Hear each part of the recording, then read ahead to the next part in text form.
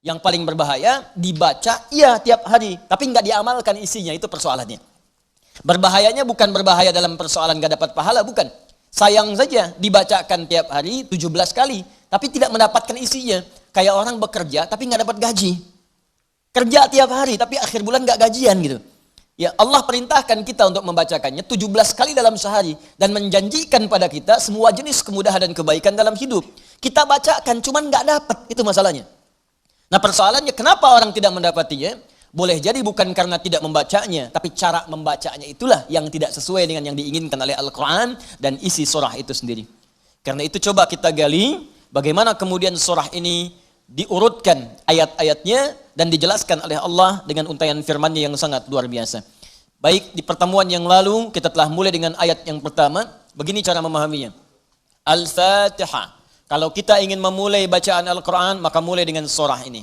Itu yang khusus. Al-Fatihah. Jika kita ingin mendapatkan semua jenis kebaikan dalam hidup dunia akhirat, maka mulai pahami ayat-ayat berikut ini. Cara memahaminya, satu, Bismillahirrahmanirrahim. Baik, Bismillahirrahmanirrahim. Amalkan bagian ayat yang pertama yang memiliki 5 makna dalam kalimat atau ayat yang telah disebutkan tadi. Huruf ba, kedua ismun, ketiga Allah, keempat ar-Rahman, kelima ar-Rahim. Ba yang memiliki 14 makna. Di antaranya di ayat ini ada makna yang terkait dengan ghayah, tujuan. Ada ilsaq, sesuatu yang lekat sekali, dekat, tak terpisahkan. Kemudian musahabah yang mengawasi kemanapun kita beraktivitas. Kemudian ada istighraq, sesuatu yang luas, menyeluruh, ya, tanpa kecuali. Lalu kita mengatakan bismillah, ba-nya kita sebutkan, ini artinya jadikan semua aktivitas kita tanpa kecuali, istighraq. Dari bangun tidur sampai tidur lagi, lakukan ghayah semua lillah karena Allah Subhanahu wa taala. Jadi kalau ingin dibukakan pintu kebaikan oleh Allah, Al-Fatihah, ingin semua dibuka baik, seluruh aktivitas kita, maka niatkan semua yang baik-baik karena Allah. Itu kunci pertamanya. Bangun tidur, niatkan karena Allah. Di begitu Anda bangun, niatkan semua aktivitas karena Allah Subhanahu wa taala. Karena itu saat kita bangun tidur, semua ditujukan karena Allah. Alhamdulillahilladzi ahyana ba'dama amatana wa ilaihin nusyur. Jadi kalimat pertama dengan akhir itu karena Allah. Alhamdulillah. Terima kasih ya Allah, saya diberikan kesempatan hidup lagi saat ini. Padahal engkau bisa wafatkan aku dalam tidur tadi. Dengan izinmu, ya, sesuai dengan ajal darimu, aku diberikan semua kesempatan untuk hidup lagi. Alhamdulillah, semua pujian aku berikan kepadamu. Lillah. Di ujungnya, wa ilaihin nusyur. Maka sekarang aku akan beraktivitas mencari bekal sebagai persiapan pulang kepadamu. Wa ilaihi, untuk Allah Subhanahu wa taala. Makanya kalau Anda mengucapkan doa ini saat bangun tidur, kita sudah berjanji. Semua aktivitas di hari itu kita akan tujukan karena Allah saja. Mencari bekal, bukan karena yang lain. Jadi kalau Anda ucapkan doa tadi, berarti nanti makannya karena Allah, minumnya karena Allah, bekerjanya karena Allah, salatnya karena Allah, infaknya karena Allah, merawat anak karena Allah, semua karena Allah. Ghayah.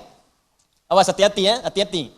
Maka dampaknya orang yang semua aktivitasnya dilakukan karena Allah Subhanahu wa taala, maka fungsi ba yang ketiga. Satu tadi ghayah, kedua istighraq, yang ketiga ilsaq dan musahabah. Lekat dan diawasi oleh Allah. Kalau dulu kita contohkan orang yang meniatkan semua aktivitas karena Allah, maka yang kedua rumusnya rasakan seakan-akan aktivitas itu diawasi oleh Allah Subhanahu wa taala dengan pengawasan yang lekat seperti lem yang menempel, yang menyatukan dua sisi. Ya, mau minum, rasakan diawasi oleh Allah. Bismillah, minum, lakukan karena Allah. Maka mohon maaf, ketika minum Anda dikerjakan karena Allah dan merasa diawasi oleh Allah, ini kuncinya. Awas, ini kuncinya. Karena ada orang yang melakukan sesuatu karena Allah, tapi nggak merasa dilihat. Nggak merasa diawasi. Ini saya tanya pada Anda, maaf ya, tadi saat sholat itu, sholatnya karena Allah bukan? Jawab aja, karena Allah bukan? Karena Allah. Baik, kalau sesuatu dikerjakan karena Allah, maka rumus keduanya, rasakan Allah mengawasi kita. Pertanyaan saya yang kedua, saat Anda sholat tadi, saya sholat, kita sholat, merasa nggak diawasi Allah? Merasa nggak dilihat Allah? Karena beda antara orang yang merasa diawasi dengan yang hanya mengerjakan saja, itu lain. Akan beda, silahkan Anda bekerja, merasa diawasi, Anda akan serius dalam pekerjaan Anda. Mahasiswa yang sedang ujian, merasa diawasi, itu akan fokus kepada soal. Susah, mau noleh kanan, khawatir, ada CCTV. Mau noleh kiri juga khawatir, karena terawasi, dia akan fokus. Makanya orang sholat itu kalau benar-benar sholatnya merasa diawasi, dia fokus, gak akan nengok kanan kiri. Gak ada istilahnya ketika takbir, Allahu Akbar. Tangannya gak sedekap nih. Tahiyatnya kok gerak-gerak ya. Atau bahkan saat sholat mikirkan yang lain. Allahu Akbar. Tender ya Allah, tender. Allahu Akbar. WhatsApp belum dibalas. Allahu Akbar. Status belum diupdate. Jadi kalau kita benar-benar merasakan diawasi Allah, bahkan kita pun akan belajar bagaimana cara membacakan bacaan dalam sholat supaya benar. Karena malu gitu. Malu baca Al-Fatihah, bacaan belum bagus. Dan merasa didengar Allah, kan malu. Anda bicara di depan saya, bicaranya nggak jelas. Anda sendiri sudah nggak enak. Ustadz Adi, saya mau bertanya, silahkan. Kan kalau kedengaran nggak jelas pun, saya dengarnya pun nggak paham, Anda nyampaikan pun nggak enak. Sekarang Anda sholat setiap hari. 5 waktu menghadap Allah, belum tambahan sholat sunnah. Dan Anda sadar bacaan Anda belum bagus. Tapi anehnya merasakan didengar oleh Allah dan diawasi. Apa nggak malu gitu? Coba deh satu kali rasakan hal yang demikian. Jadi kalau kita memang merasa, itu dampaknya lain ke dalam ibadah kita. Nanti rumus terapannya, aktivitas harian kita. Ini minum ini pekerjaan sederhana. Tiap hari kita minum. Cuman ada beda ketika minum kita itu merasa dilihat Allah. Maka saya katakan di pertemuan lalu, mustahil Anda akan menyentuh minuman yang tidak disukai oleh Allah. Mustahil. Jangankan menyentuh yang dilarang Allah, mau minum pakai tangan kiri pun rasanya nggak enak. Pasti Anda akan pindahkan itu kepada yang lebih baik. Paham sampai sini ya? Ya sama dengan proses begini, mencari nafkah, bekerja, dari di jalan, dari baca, berpakaian. Kalau semua dikerjakan karena Allah, demi Allah saya katakan, mustahil dalam pekerjaan bisa mudah menyentuh yang diharamkan oleh Allah. Nggak mungkin. Nggak mungkin mau terima proyek yang haram, itu mustahil. Mustahil ikutan tender yang haram, mustahil. Mustahil menjerumuskan diri pada yang tidak disukai oleh Allah. Karena merasa dilihat Allah. Dan merasa diawasi, jadi mustahil. Dusta itu mustahil. Bohong itu mustahil. Korupsi mustahil. Nyogok nggak mungkin. Bukan karena perkara takut orang lihat, karena Allah mengawasi kita. Makanya dulu, sahabat tuh ketika diajarkan seperti itu, bahkan anak-anak kecil, jangankan yang tinggal di kota, di ujung yang paling dalam di padang Sahara, yang sulit ada orang setiap waktu, yang kalau lewat cuman kambing gurun dengan unta, Anda bayangkan. Lewat kambing gurun, unta, kambing gurun, unta, kambing gurun, unta. Tapi perhatikan bagaimana mereka mengamalkan huruf ba dalam Bismillahirrahmanirrahim. Diuji oleh sahabat Umar bin Al-Khattab radhiyallahu ta'ala anhu. Lewat padang pasir, kelihatan anak muda sedang menggembala. Saat menggembala itu, menggembala kambing, ditanya oleh Umar, diuji. Kata Umar, saya mau beli sebagian dari kambingmu itu. Kata orang ini bukan punya saya, punya tuan saya. Punya tuan saya. Kata Umar, tuanmu kan gak ada di sini, ini padang pasir yang luas, orang yang gak ada, beli aja, bilang dimakan serigala. Apa kata penggembala ini? Lalu di mana Allah? Idzan fa'ain Allah. Bayangkan penggembala saja di padang pasir yang orang yang gak ada, yang gampang saja bilang ini dimakan serigala, dapat keuntungan banyak gitu. Ya, luar biasa. Yang dia katakan pertama kali bukan sekedar menolak, gak mau takut ketahuan sama Tuhan. Takut ketahuan sama pemiliknya. Takutnya tidak. Pertama kali jawaban yang keluar, idzan aina Allah. Lalu Allah di mana? Allah di mana? Demi Allah saya katakan hakul yakin kalau setiap muslim merasakan dalam dirinya bahwa dia diawasi oleh Allah Subhanahu wa taala, maka lurus, damai, tenang, tentram dan baik semua urusan kehidupan. Enggak ada penipuan dalam perdagangan, enggak ada penipuan dalam hal-hal interaksi kehidupan. Tidak ada kecurangan, tidak ada keburukan, semua baik karena merasa dilihat oleh Allah Subhanahu wa taala. Itu baru huruf ba. Baru ba. Coba tiap hari kita baca itu. Satu huruf ini aja. Mohon maaf ya, selama hidup kita udah diamalin belum? Satu huruf ini aja. Ayo suami sama istri. Berapa kali berkata hal-hal yang tidak tepat? Istri terhadap suami. Berapa kali menerangkan sesuatu yang tidak tepat? Anak pada orang tua kepada anak. Walaupun hal-hal yang ringan. Bapak mau permen. Nanti papa beliin 1 truk. Kapan truknya datang? Ini huruf ba saja satu gitu. Anda menuntut banyak dari Allah, tapi Allah meminta kita mengamalkan 1 huruf aja, kita nggak maksimal. Coba lihat tuntutan kita setiap hari. Ya Allah lancarkan usahaku. Ya Allah luluskan dalam kuliahku. Ya Allah mudahkan pernikahanku. Ya Allah berkahi hartaku. Ya Allah lancarkan pekerjaanku. Banyak yang diminta, sembuhkan aku. Kata Allah, aku berikan semuanya. Amalin 1 aja huruf ba. Ba. Ketika benar mengerjakannya, ismun. Bimakna sumuun, bimakna raf'un. Terangkat, dimuliakan, ditinggikan. Ketika benar mengamalkannya, maka Allah akan berkenan meninggikan derajat kita, memuliakan kita pada semua aktivitas yang kita kerjakan dalam kehidupan kita. Syaratnya satu, kerjakan semua karena Allah Subhanahu wa taala. Allah sifatul uluhiyah wal ubudiyah, al-ma'budu bil haqqi awil haqqil ma'bud. Bukan sekedar menunjukkan aktivitas karena Allah saja, tapi lekatkan dua sifat saat mengerjakannya. Saya mau minum ya, saya ucapkan bismillah. Bukan sekedar merasakan Allah mengawasi kita saja, tapi rasakan yang mengawasi kita punya sifat uluhiyah, sifat ketuhanan. Ini Tuhan saya. Allah. Gambarannya begini, maaf ya, gambarannya begini.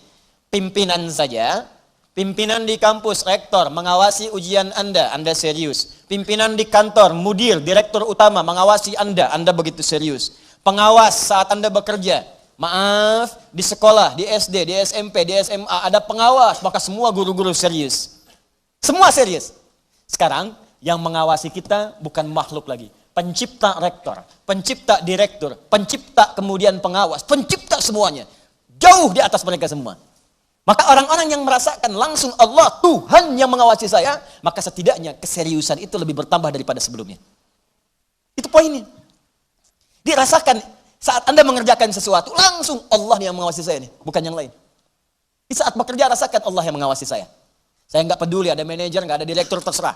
Ada supervisor, tidak ada supervisor, terserah. Yang penting Allah mengawasi saya. Itu poin pertama. Awas, ini perkaranya ringan nih. Ya. Kelihatannya sedikit kecil, ringan. Tapi dampaknya besar si Allah Subhanahu wa taala. Jika benar kita mengerjakannya dengan menuhankan Allah dan merasakan pengawasan Allah Subhanahu wa taala, maka nanti lihat dua terakhir di bagian penutup ayat tadi. Yang kedua, sifat ubudiyah. Ini yang sering gagal di sini. Haqqul ma'bud wal ma'budu bil haqq. Yang berhak untuk disembah dan yang disembah dengan yang sebenar-benarnya. Saya jelaskan di pertemuan yang lalu. Ya, siapa dia? Allah. Sifat dari nama Allah yang kedua adalah sifat yang menjadikan semua aktivitas kita niatkan sebagai ibadah karena Allah yang dipertuhankan tadi. Jadi kalau mau minum, bukan sekedar minum. Niatkan karena Allah sebagai ibadah. Kalau mau makan, niatkan karena Allah sebagai ibadah.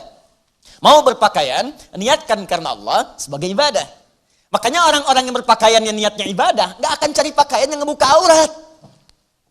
Katanya karena Allah, tapi pakaiannya aurat terbuka. Coba akhwat deh yang di bawah. Bu, ya. Coba ada ibu lihat. Bismillahirrahmanirrahim. Pakainya memang bismillah, tapi rambutnya tersingkap. Jilbabnya nggak dikenakan gitu. Lalu di mana Allah pada saat mengucapkan bismillah itu? Kok bisa ke masjid pakai mukena ditutup, keluar dari situ pakai rok lagi? Ustadz lihat, tidak. Cuman ya gimana gitu. Ya. Kebayang nggak? Pernah menemukan yang seperti itu? Tuh. Ya kok bisa gitu kan? Di luar pakai rok, begitu masuk masjid kemudian ditutup semuanya. Kenapa Pak? Ibu kenapa ditutup? Mau sholat Pak? Terus kalau sholat ditutup? Iya, kenapa? Kan menghadap Allah. Lalu Allah itu cuma ada di masjid. Allah cuma ada di musola. Idzan fa'in Allah. Sholat itu kan melatih kita untuk merasa dekat dengan Allah. Makanya disebut sholat. Coba lihat sini. Fokus. Kelihatan nggak? Enggak. Nih, sholat. As-salah. Ini. Lihat baik-baik ya. Fokus. Dikit saya terangkan agak panjang. Ini asal katanya. Kalau kita gali ke dasar-dasar yang paling awalnya. Ini nanti ada dari kata silatun, as-silah. Kata kerjanya dari wasala, yasilu silatan, wasalatan. Sesuatu yang tersambung erat, sulit dipisahkan. Silah, sesuatu yang tersambung erat, sulit dipisahkan. Pernah dengar kata ini? Silaturahim? Ya, kami kumpul-kumpul saat ini untuk mengeratkan silaturahim.